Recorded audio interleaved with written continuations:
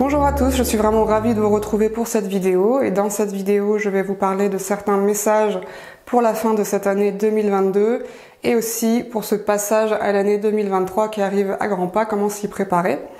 Mais avant toute chose, je tenais vraiment à remercier toutes les personnes qui m'ont envoyé des messages ou qui ont commenté sur ma dernière vidéo, qui ont envoyé des messages de soutien. Je vous remercie vraiment beaucoup pour tout cet amour et ce soutien et d'avoir simplement répondu à l'appel du rassemblement des artisans de lumière.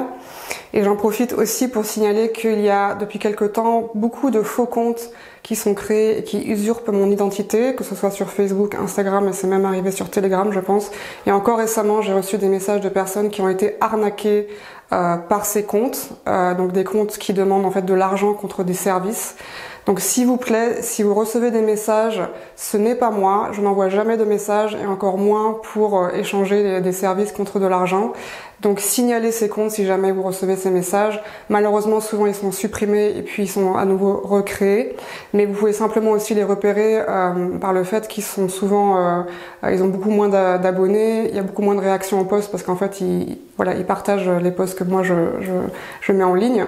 Et souvent les photos aussi sont de moins bonne qualité. Donc voilà, vous pouvez les repérer aussi comme ça. Donc merci aussi pour votre collaboration.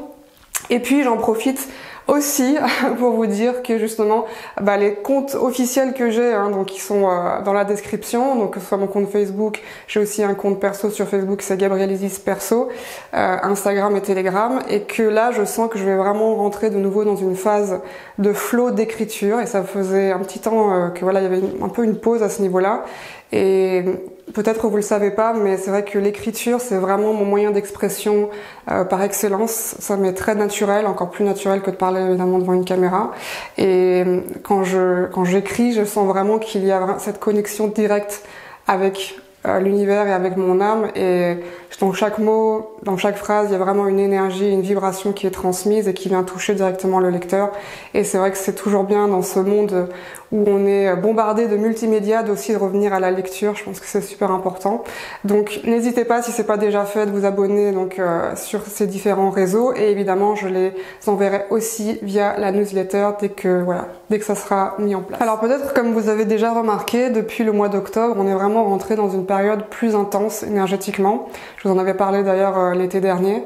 Et cette période, elle a engendré beaucoup de remous. Elle nous a secoué aussi à différents niveaux, donc d'ailleurs c'est assez d'actualité, c'est comme si on nous avait secoué un petit peu comme des boules à neige, vous savez. Quand on secoue la boule, toute la neige qui était restée au fond, elle remonte, elle commence à vriller dans tous les sens dans la boule. Et c'est vraiment ce qui s'est passé là ces dernières semaines, ces derniers mois depuis octobre, c'est qu'on est venu remuer cette neige qui était au fond ou cette boue qui était au fond et du coup elle commence à remonter à la surface et du coup ça fait remonter évidemment beaucoup de choses et plus on avance, je sais pas si vous l'avez remarqué, mais plus on avance, plus ça vient vraiment toucher des couches de plus en plus profondes. Et donc cette période assez intense et même on pourrait dire un peu troublée, puisque quand la boule à neige elle est secouée, du coup on voit plus trop ce qu'il y a dans la boule à neige, c'est un peu troublé, c'est un peu flou. Eh bien, elle va continuer cette période. C'est une grande période transformationnelle en fait à travers laquelle on passe.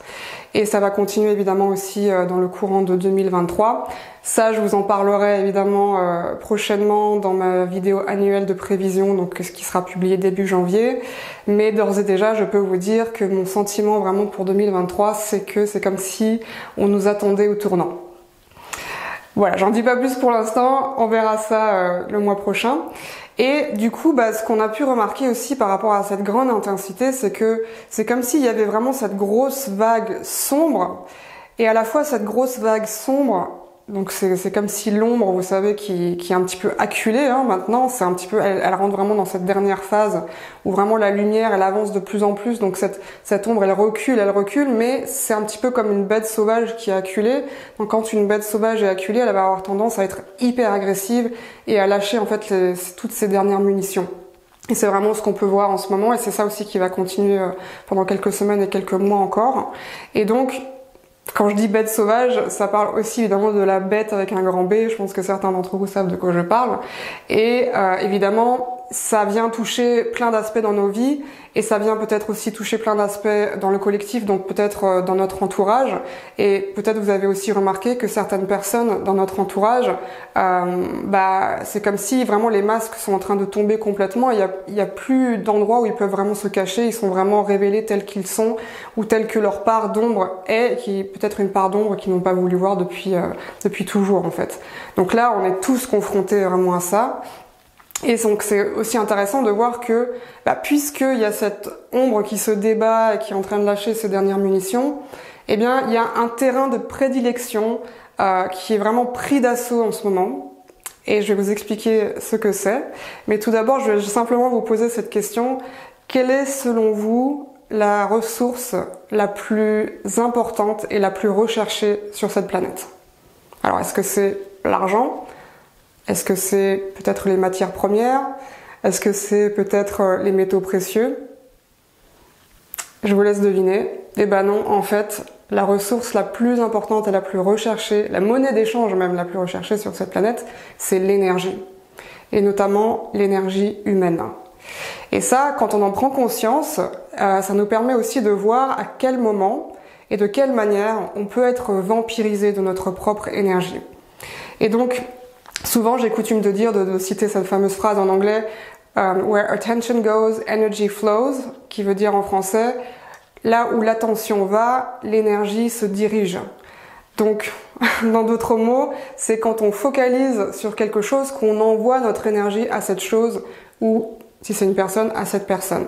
Donc, plus que jamais, dans les mois qui viennent, ça va être super important de vraiment avoir conscience à quoi on donne son attention ou son énergie, ou à qui on donne son attention et son énergie. Parce que, après, on peut pas aussi parler d'une forme de vampirisme énergétique qui a déjà vraiment lieu depuis des millénaires sur Terre. On va dire qu'il y a beaucoup d'égrégores et d'entités qui se sont nourries de cette énergie humaine.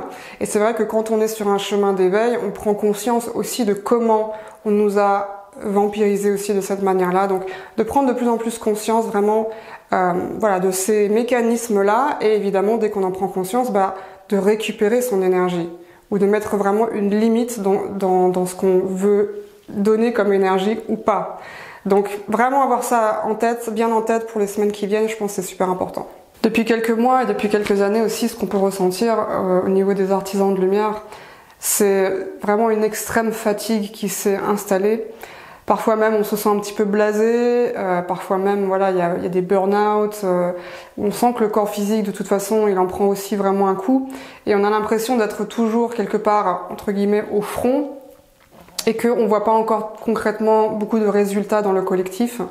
Mais c'est vraiment important, surtout en ce moment dans cette période, de vraiment garder la foi parce que cette période qu'on vit actuellement, elle est hyper transformationnelle et donc c'est normal qu'on a besoin de se réajuster énergétiquement au niveau du corps physique bien sûr, mais aussi sur d'autres plans et à d'autres niveaux. Donc ça se passe aussi au niveau vraiment beaucoup de l'inconscient. Il se passe énormément de choses aussi dans notre sommeil actuellement. Je sais pas si on avait conscience, mais c'est comme si on travaillait aussi beaucoup sur nous dans notre sommeil. Et donc du coup, c'est vraiment normal de ressentir cette fatigue et de prendre le temps vraiment d'écouter son corps, d'écouter quand on a besoin de se reposer, d'écouter aussi quand on a besoin de décrocher complètement de quelque chose. Donc vraiment super important. Et puis, comme je vous disais, même si on sent qu'on est dans cette période un peu entre guillemets sombre, la nuit est le plus sombre juste avant l'aube. Et ça, il faut jamais l'oublier. Et c'est ça aussi qui va nous permettre, je pense, de garder le courage, la confiance et surtout la foi dans cette période. Et pourquoi est-ce qu'on voit aussi autant d'obscurité en ce moment autour de nous, où on a l'impression d'en voir autant? C'est simplement aussi parce que ce qu'il faut bien comprendre, c'est il y a du coup cette élévation de fréquence qui est exponentielle et qui est inarrêtable. Donc, comme je vous expliquais, vraiment cette lumière qui avance et qui fait reculer l'ombre. Et ça, ce que ça crée aussi, c'est que ça crée des ouvertures et des portes qui s'ouvrent au niveau du subtil. Donc depuis quelque temps, et c'est pas vraiment propre à cette année passée, hein, parce que ça a déjà commencé déjà plusieurs années en arrière, c'est comme s'il y avait des portes sur par exemple le bas astral qui ont été ouvertes, et donc du coup le bas astral qui remonte à la surface de la Terre et qui devient de plus en plus visible. Mais c'est parce que Gaïa, elle a besoin de ça pour se purger et se purifier aussi. Et en même temps, on a aussi les ouvertures du haut, du haut astral. Donc on a vraiment aussi cette lumière de plus en plus élevée, cette lumière divine de plus en plus élevée qui descend sur Terre. Et on a vraiment ce contraste entre ces deux énergies qui se rejoignent vraiment dans ce qui se passe, on va dire, sur la planète Terre. Il suffit de regarder autour de nous pour voir chaque jour en fait ce contraste grandir. L'année dernière, j'ai publié une vidéo au moment du solstice d'hiver où je faisais part d'une vision que j'avais eue pour l'année suivante. Et cette vision, c'était une vision qui était christique, c'est-à-dire que je voyais un cœur humain très lumineux qui commençait à s'ouvrir et je voyais une image christique qui ressemblait d'ailleurs à Jésus, à Yeshua. Et le message, c'était vraiment que l'humanité allait vraiment maintenant ouvrir ce cœur christique, allait être vraiment sur cette voie christique. Et c'est vrai que c'est quelque chose qui m'a interpellée parce que je l'avais un peu mis de côté du coup pour cette année 2022. Une année 2022 qui a été assez initiatrice pour moi et je pense pour beaucoup d'entre vous aussi. J'ai eu pas mal d'épreuves sur le chemin et pas mal de tests de la vie sur le chemin dans plein de secteurs différents de ma vie. Et maintenant que je fais le bilan en fait de cette année, et je pense que vous le faites aussi puisque c'est l'occasion chaque fin d'année de faire un petit peu le bilan de qu'est-ce qu'on a appris, qu'est-ce qu'on a traversé, qu'est-ce qu'on a gagné aussi de cette année, qu'est-ce qu'on a laissé derrière nous, qu'est-ce qui nous servait plus finalement, qu'est-ce qui nous sert plus pour l'avenir. Et j'ai vraiment pris conscience et c'est vraiment les messages qui me sont venus, c'est que la voie christique, ce sont ces initiations christiques-là. C'est-à-dire qu'on va vraiment la vie qui nous incite à trouver notre propre conscience christique intérieure, c'est-à-dire notre propre Christ intérieur qu'on peut appeler aussi le maître intérieur, puisqu'on est tous sur cette voie-là, comme Yeshua nous l'avait aussi dit quand il est de son passage sur Terre. On va passer successivement par des initiations qui sont christiques. Et une des initiations christiques, en tout cas que moi j'ai vécu récemment, et je pense que peut-être vous aussi vous l'avez vécu d'une certaine manière, ou vous allez le vivre bientôt, c'est simplement aussi de pouvoir non seulement accueillir et transmuter des énergies qui peuvent paraître négatives ou parfois violentes, ou parfois il y a de l'injustice, parfois il y a de la trahison ou des choses comme ça. Pouvoir accueillir tout ça et dans un travail alchimique vraiment le transformer et le transmuter, mais aussi s'élever au-dessus des schémas victimes, bourreaux ou persécuteurs, sauveurs. Donc ça nous parle vraiment de la voie christique. Et on peut imaginer vraiment Yeshua, en fait, comme quelqu'un qui n'a pas été victime. Quand il était sur la croix, ça n'a pas été une victime, parce qu'il s'était déjà élevé au-dessus de cette dualité victime-bourreau, pour vraiment rejoindre l'unité et l'expérience de l'unité qu'il avait déjà atteinte et donc il avait déjà transcendé, si vous voulez, l'aspect matière et l'aspect duel. Et on est vraiment tous invités à suivre ce chemin-là, et c'est parfois pas facile parce que de nouveau, on parle de schémas qui sont très profondément ancrés dans la conscience humaine. On a tous des histoires où on a été victime, où on a été bourreau, où on a été sauveur. Et c'est vraiment arriver à s'élever au-dessus de tout ça et commencer vraiment à se désidentifier aussi de ces rôles qu'on a pu jouer et voir comment tous ces rôles ont servi quelque chose de beaucoup plus grand, qui sert vraiment un plan plus grand. Et enfin, on rentre dans cette période de Noël, la période des fêtes de fin d'année. Alors moi, c'est vrai que c'est une période que j'adore. Chaque année, au mois de décembre, c'est pareil. Je me réjouis vraiment de cette période de fête de fin d'année. Peut-être c'est même quelque chose que je répète chaque année. Je suis vraiment désolée si je radote un peu, mais c'est vrai quoi. Je trouve que c'est une période où il y a vraiment, on sent cette sacralité en fait qui descend sur terre. On ressent cet amour. Et on ressent simplement aussi cette magie. On peut vraiment se reconnecter avec cette magie.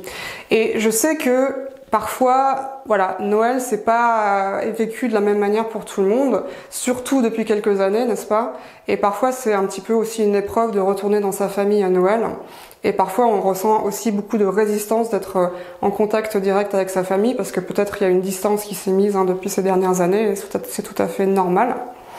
Et peut-être, voilà, vous êtes dans ce cas-là où vous sentez que vous n'avez pas trop envie, en fait, de retourner voir votre famille, où vous avez déjà des appréhensions de comment ça va se passer, ou de vous sentir agressé, ou de sentir qu'il va y avoir peut-être un plus grand fossé aussi entre vous et votre famille, parce que c'est vrai que, voilà, j'en reparlerai le mois prochain, mais au niveau du fossé, ça va aussi s'agrandir, on va dire. Ce que je peux vous conseiller vraiment pour cette période, c'est d'imaginer, simplement de vous centrer, d'imaginer à l'intérieur, d'imaginer vraiment dans votre corps, qu'est-ce que ça fait d'être, par exemple, à table avec votre famille à Noël. Donc ressentez vraiment qu'est-ce que ça vous fait dans votre corps. Et si vous sentez que ça vous fait vraiment pas du bien, si vous sentez que ça vous demande un effort vraiment considérable pour être au milieu de votre famille, eh bien peut-être que ce serait pas la meilleure idée, d'y aller. Si au contraire vous sentez que vous êtes prêt en fait à être vraiment connecté avec votre cœur et d'y aller avec votre cœur ouvert et simplement d'être peut-être dans une forme de compassion par rapport à votre famille, de pas être dans le jugement, etc. et donc d'apporter finalement ce que vous pouvez leur apporter et d'avoir un certain détachement finalement aussi par rapport à eux. Et ben dans ce cas-là, allez-y, foncez. Mais c'est vraiment important de faire en fonction de ce que vous ressentez, je pense, et de pas vous forcer si vraiment vous pensez que vous allez passer un très mauvais moment, parce que ça va pas ni aider votre famille, ni vous aider vous sur votre chemin, si c'est quelque chose qui est vraiment forcé et très difficile. Et évidemment, comme c'est la période magique par excellence, cette période de Noël, on voit toutes ces petites lumières, comme j'ai mis un petit peu derrière, ces lumières qui scintillent, ces paillettes, cette ambiance aussi plus chaleureuse, où on sent que vraiment on a envie de ce cocooning, on a envie de se retrouver à la maison, peut-être avec ceux qu'on aime, etc. et de passer des bons moments. On peut aussi sentir que c'est une période, comme je vous disais, c'est une période pour moi qui est sacrée, mais où on peut vraiment se relier à la magie.